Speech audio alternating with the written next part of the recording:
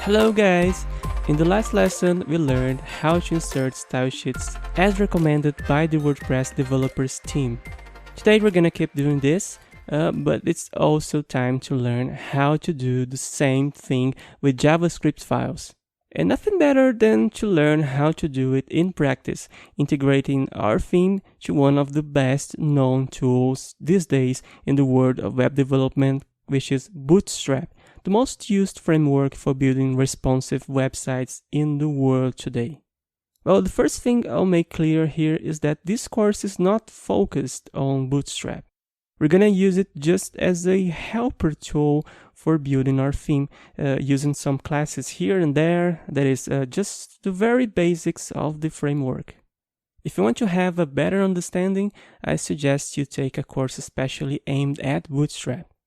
Even so, I believe that if you don't know anything about Bootstrap, you'll end up learning a lot just with the very minimal explanations that I will give you in the following lessons and as the course goes on, as I use the Bootstrap helper classes. And of course, Bootstrap has fantastic documentation. Whenever I have doubts on how to use one thing or another, I rush there and I can always find great examples of use. Well, for those of you who never heard of it, Bootstrap, as its name suggests, is a kind of library that makes it easier to create responsive websites, since creating everything from scratch would be a significant job. To include Bootstrap, we can use the same function we created in the last lesson, Fancy Lab Scripts. You would need to include a CSS file, which is mandatory, and at least one JavaScript file, which is optional and can be used for some plugins like modal boxes, drop-down menus, carousel, tooltips, and others, so they work with no problems. An interesting thing is that you don't need to use any kind of CSS to normalize, reset default browser values, because Bootstrap's CSS already ships with its own CSS rules for that.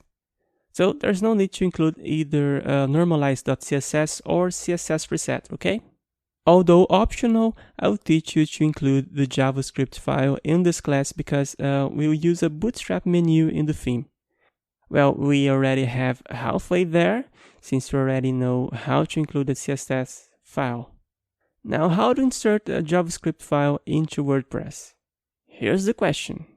We're going to use a very similar function to the one we used in the last lesson, WP-Enqueue style. This time it's called WP-Enqueue script. That's all. Now, what are some of the parameters it requires? The first parameter is the file handle. Let's name this identifier bootstrap -js. The second parameter is also the path in which the file can be found. But before entering the path for this file, we need to download a copy of it, a copy of Bootstrap. To get a copy, we have to visit the official Bootstrap page at www.getbootstrap.com. We click here on Download. Again on Download.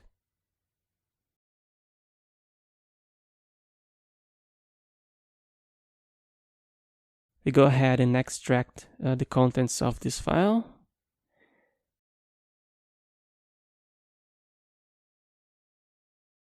And from here, I'm gonna make a copy of the bootstrap.min.js file first.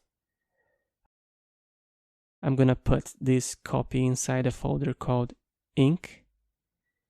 And I'm gonna do the same thing for the CSS file. bootstrap.min.css.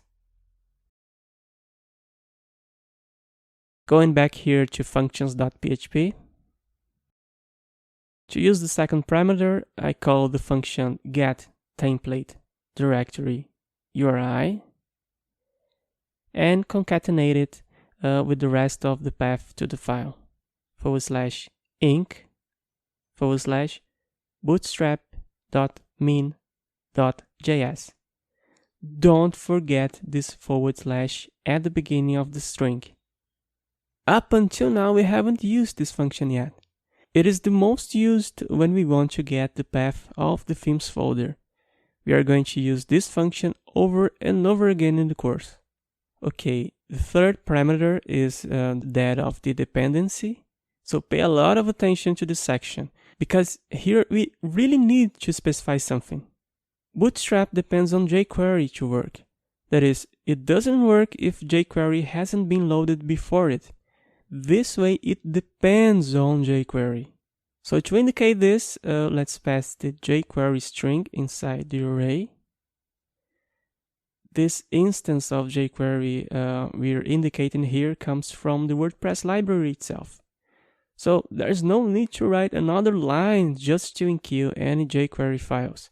WordPress has already done this for us. So just indicate this here. There are a lot of scripts that are already included with WordPress, and I'll leave a reference link for you to know what they are. The fourth parameter is that of the version. We can pass the Bootstrap version here.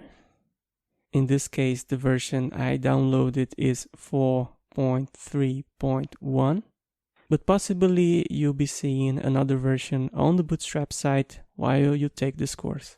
No problem at all. And I believe that most of what I'm going to teach you in these classes will stay the same in other versions. I don't know, version 5, version 6, I believe they will be the same. If there is any difference in the future, I will keep you updated either by recording a new lesson or by recording parts of the lessons again. But anyway, rest assured that this course will be always up to date. Now the last parameter is very important. It indicates if we want to add our JavaScript file to the footer before closing the body tag or inside the head tag. This is very interesting because you can move some files to the bottom of the page, which can improve a little the performance of your site, since the whole page will be able to be loaded without waiting for the JavaScript file. To do this, the value of the argument will be true. By default, the value of this parameter is false. In the case of Bootstrap, we'll also load it only in the footer. Let's set the value to true here. One interesting thing is that some marketplaces like Envato require you to pass the value of this parameter as true whenever possible. You just shouldn't do that when it hurts the normal functioning of the theme, because some JavaScript files cannot be left at the bottom of the page, like jQuery for example. There is another Bootstrap JavaScript file called popper.js. You don't need to add this file. It will only be useful if you want to work with tooltips in your theme. In my case, I'm not going to work with this, but the rule is the same. If you want to add it, go ahead. Just follow the example I already used here. The only difference is that you should also download the Popper JavaScript file. Now we can also include the Bootstrap style sheet. This one is a must. To make the process easier, I'll just copy the example we created in the last lesson, but I'll have to change a little bit what's inside this line, and of course replace the values. I'm gonna change the handle, naming it bootstrap-css. I'm gonna pass the correct path of the file we downloaded.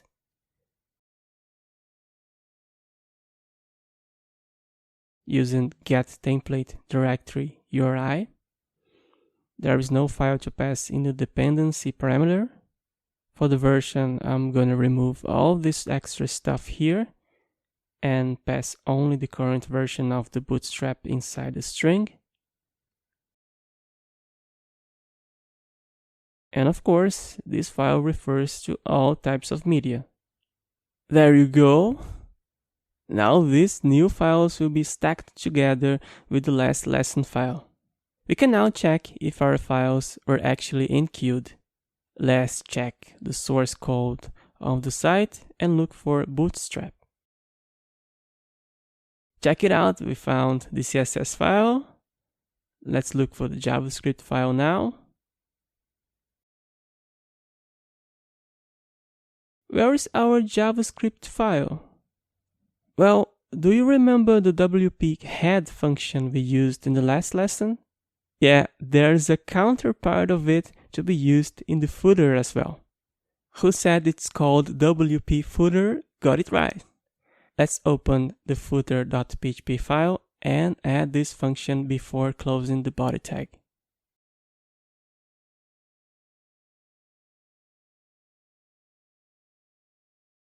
Now, looking for the JavaScript file, we see that it's being loaded at the end of the file as we defined.